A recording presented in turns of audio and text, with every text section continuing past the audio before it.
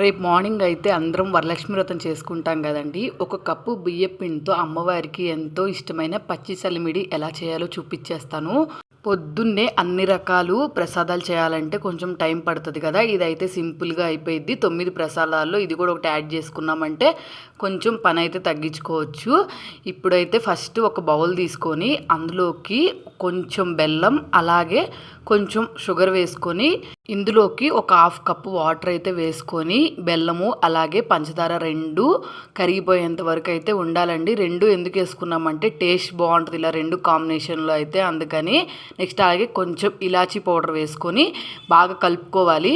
మనం తీసుకున్న బెల్లము పంచదార అయితే కరిగిపోయింది కదండి. ఇది కరిగిపోయిన తర్వాత 1 కప్పు బియ్యం పిండి అయితే వేసుకోవాలి. ఈ బియ్యం పిండి అయితే అందరికీ ఇంట్లో అవైలబుల్గా ఉంటుంది కదా.